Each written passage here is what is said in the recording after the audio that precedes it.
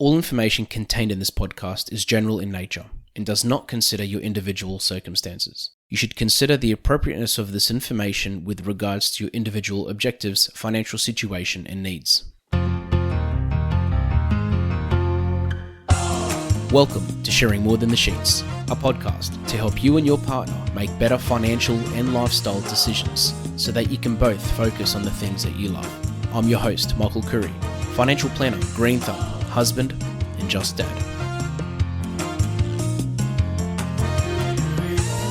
This segment is called Michael's Magic Moment.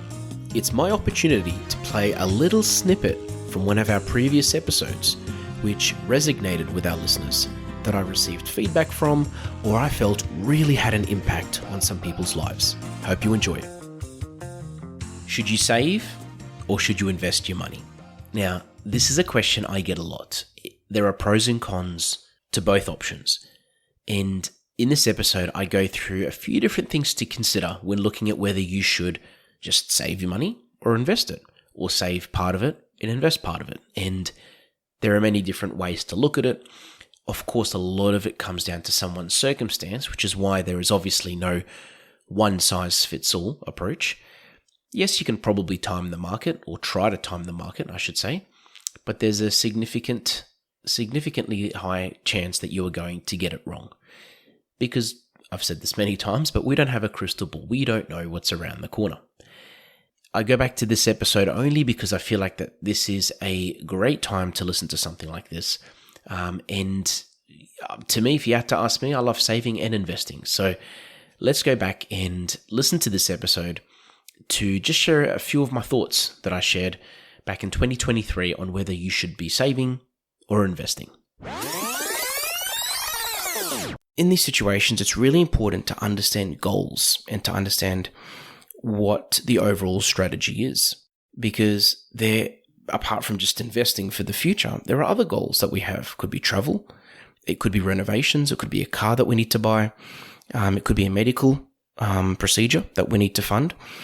There could be so many different things or so many different goals that are there, along with investing for the future. And investing for the future is also normally tied to goals, which could be retiring, semi-retiring, retiring early. So understanding goals and being able to prioritize them really helps when asking the question, hey, should I be saving my money or should I be investing it? And this is where we start looking at the goals and working out, okay, what's short-term, what's long-term? Long-term investing is normally children's education, retirement, semi-retirement. Short-term is more like renovations, holiday, buying a car if you really need a car. So suddenly you could sort of you could see the angle that I'm coming from here, and which is why I said there is not a single option or a single answer to the question. Some people might have a lot of short-term goals. Some may not have any at all. Some might have a big surplus in their budget and they can afford to work towards their short-term goals and their long-term goals, which investing could be part of. Some people don't have any surplus at all in their budget and they really, really just need to put that towards some urgent short-term goals, which are much higher priority than something that's long-term. So once you understand your goals and you can prioritize them, it makes it so much easier again with this whole investing journey. At the same time, there is also the idea of opportunity cost. The fact that if you just keep putting off investing and you don't do it for a really long period of time, that the money that you could have invested could have grown over that period of time, and that you're missing out on these potential gains that your money could have had. The other thing as well is when it comes to investing, you've got not just this gain, but also this compounding growth over a period of time. The other part about it as well, unfortunately, is that markets go up and down, and that there are pros and cons to investing, as there are with saving, which I'll go through in a moment. The other thing as well is when it comes to investing, depending on what you invest in, you could face a penalty if you take that money out too soon. The benefit of saving is that your money is a lot more liquid, so it's a lot easier to access compared to money that's invested into shares or property. And you aren't really subjected to market volatility. So if markets go up or down, your savings are your savings. On the downside, however, as I said, there's the fact that you're missing out on potential growth if your money isn't invested, if it's just sitting in the bank account. And there's inflation, which we've talked about in one of our recent episodes, that all of us need to be mindful of. The other thing to take into account is your risk tolerance. So how much risk you're willing to take on as well. So the reason I ask that question is I regularly talk to people that are, willing to invest, want to invest their money, but then we start talking about risk. We start talking about return. And suddenly we work out that this person, we work out together that this particular person that's come to me doesn't really like risk at all and doesn't want to risk anything or wants to risk very little. And suddenly the conversation shifts from, okay, I want to invest all this money into shares to, okay, I don't feel comfortable putting all this money into shares anymore. So understanding your risk tolerance and understanding how risky investments can be, and this is where it helps to have a financial advisor. Understanding these things really helps because it then gives you some context and it gives you an angle to come from and a way to actually weigh up the pros and cons of investing versus saving. The other part about it as well is when you have money that's invested, there is no government guarantee. There's no guarantee that you'll get that money back because it's invested. There is no insurance. On the flip side, having money in the bank, there's a guarantee from the government that up to a certain amount, the government essentially guarantees that money so that if that bank goes bankrupt, they guarantee that you will have access to those funds. So then the question is, how much should someone have in savings and how much should they invest? Because you could probably get the idea that it's probably better to do a bit of both instead of just one or the other. Again, depending on your situation. And the question as to how much savings you should have comes down to your goals. It comes down to your cash flow. It comes down to your incomings and your outgoings. And the things that you need to really factor in is what you need money for in the short term. Secondly, how much you feel comfortable having in your savings as well. We all have different versions of that figure, and essentially it could be an amount of money that you like to have in your emergency fund. Could be $2,000, could be $20,000.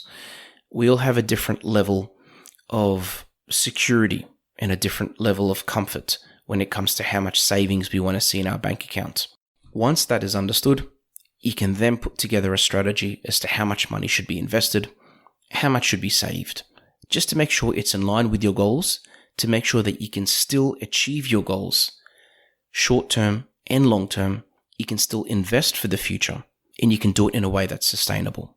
As an advisor, I can explain two different scenarios that I've seen, two horror stories.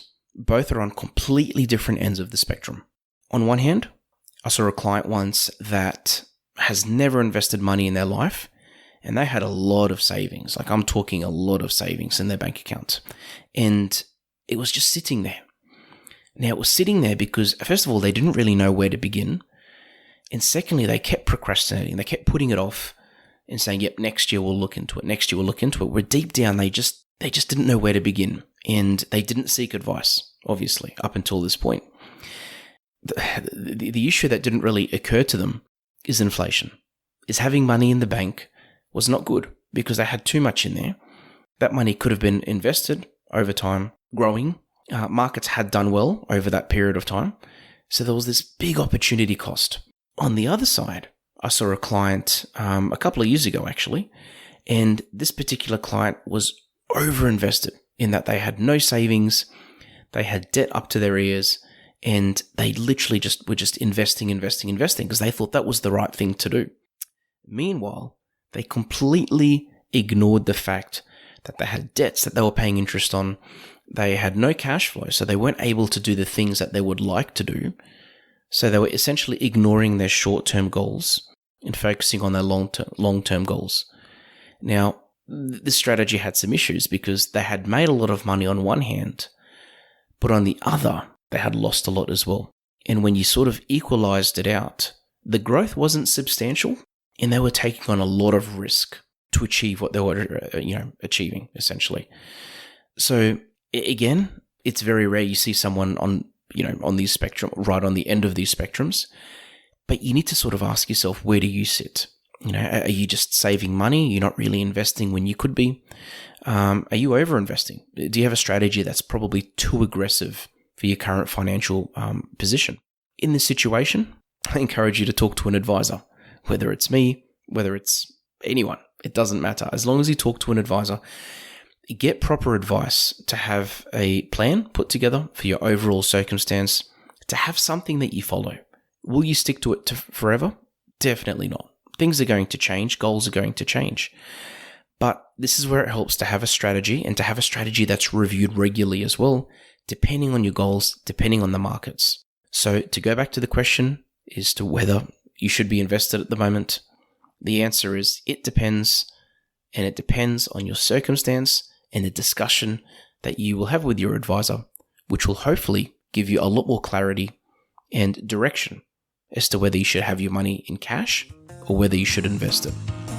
Thanks for joining us on Sharing More Than the Sheets. Please make sure you subscribe to be updated with future episode releases, and feel free to share this episode with any friends or family that you think it might benefit.